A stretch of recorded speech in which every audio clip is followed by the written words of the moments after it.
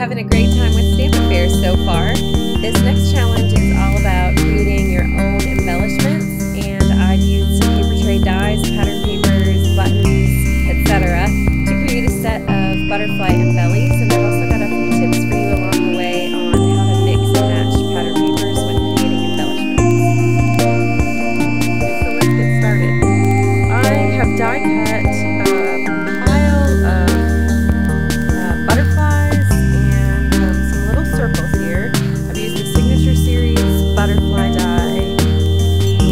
butterfly from the Beautiful Butterflies collection, and two dies, the circle and the butterfly from the Love Lives Here collection. Just literally taken a random assortment of papers and die cut enough so that I could do at least 5 sets of, or 5 individual butterflies. So what I'm going to do is I'm going to start by sorting them out here, and I know that I'm going to start with largest butterfly in the back. I've got 5 of those, and now I'm going to start piling these layers on. Now I wanted to show you a couple of times lately we've done some Make It Monday videos talking about how to mix pattern papers, and primarily that was for use like as a background pattern on a card, but the same general rules apply when you're putting together little embellishments like this and you've got multiple patterns and you want to know how to mix them to get the most pleasing look. You'll use those same principles that we did in those other couple of videos, but I wanted to show you what I mean here. Now for instance, I've got this next size of butterfly that I know I want to layer on top of these. Obviously, I don't want to do the same pattern on top of the same pattern because I'm trying to get kind of a little mixed and matched look here. And I also know that I want to try and get all 3, my general color scheme is dark chocolate, raspberry fizz, and some vintage cream. So I want to try and get all 3 of those colors on each of these 5 butterflies that I'm putting together. So that would mean that this next butterfly, this particular chocolate stripe, should go, again, probably not stripe on stripe, probably not brown on brown, which means it should either go on the pink or on the cream. For now, we'll put it there. I just kind of wanted you to see my, sort of my train of thought as I'm going through laying these out. I'm trying to not have the same color or the same pattern layered right one on top of the other. So see, I've got those 4 laid out, but now I've got pink stripes on brown stripes, and I don't really want that to happen. So I'm going to shift these around a bit. I'll put the pink stripe on the brown dot, and the pink damask then can go on the brown stripe. So we're good. Now I've got a couple of circles and a few more small butterflies, and I'm going to do the same thing here. I've got chocolate, raspberry fizz, and cream. This one's got cream chocolate, so it needs some raspberry fizz. That one needs something cream.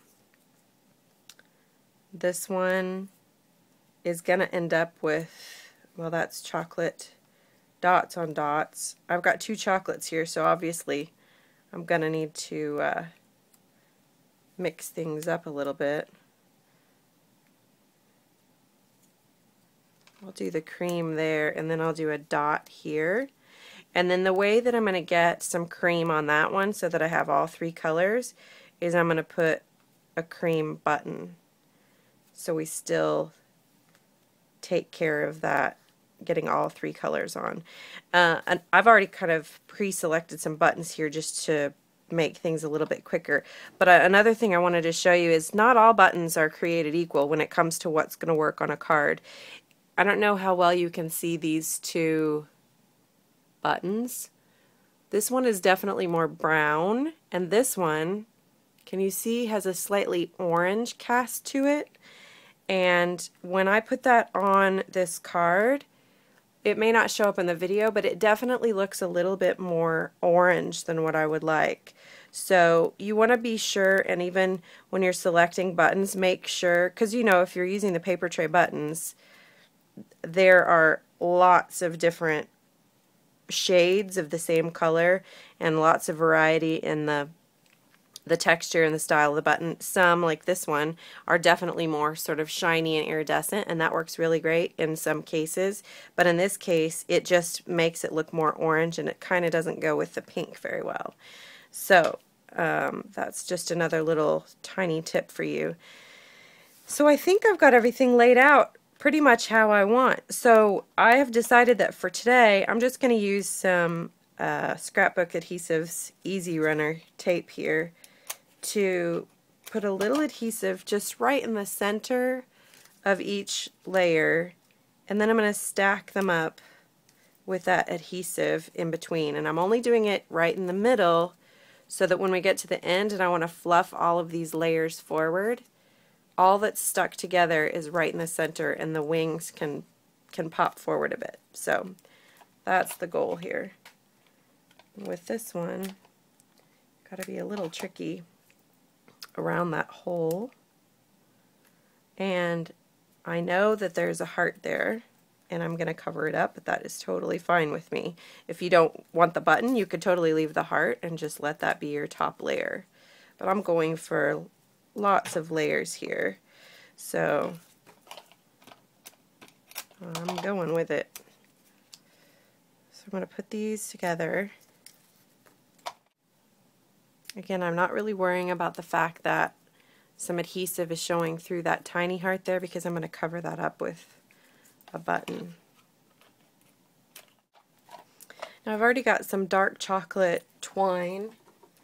This comes on a spool like so, but I've already got it threaded on a big needle here, and I'm just going to thread all of these buttons. And I started doing this a long time ago with particularly buttons that are going to be on butterflies. I just like to leave some tabs of the twine sticking out at the top, and that way they can sort of serve as antenna on the butterfly once I stick them on. Can you see that?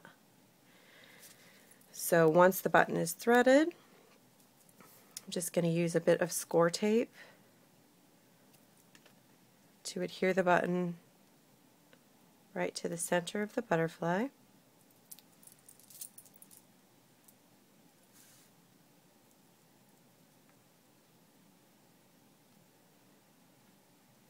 Just like so. I'm going to make sure it's mashed down really good in the center so that button doesn't pop off when I fluff the wings forward. And there's one done. These are pretty quick and easy embellies to make, but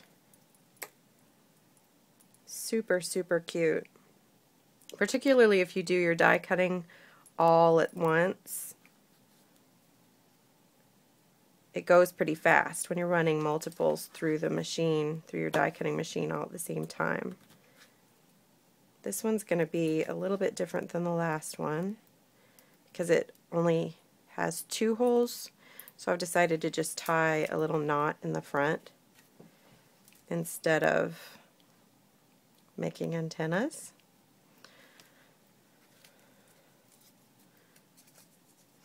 I like making each one just a wee bit different than the last if I can, just to give it some uniqueness, a little of its own personality.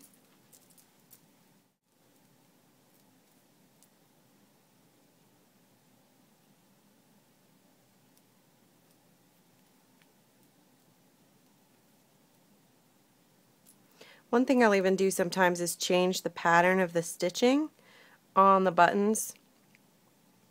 Most of the time when I've stitched the 4-hole buttons, I've made a little X in the center, but in this case I just made the 2 little straight lines. It's just fun little details like that are super simple to change up, but just give another little bit of added interest to your individual little butterflies.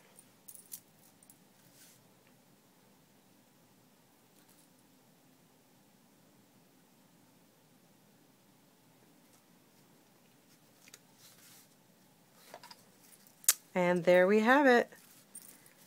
5 little butterflies ready to be used on a card or a project, and they were super simple to make.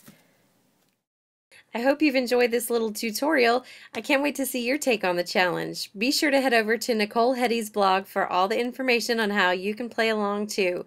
Thanks so much for watching, guys, and have a great day. This has been Dawn McVeigh for Paper Tray Inc.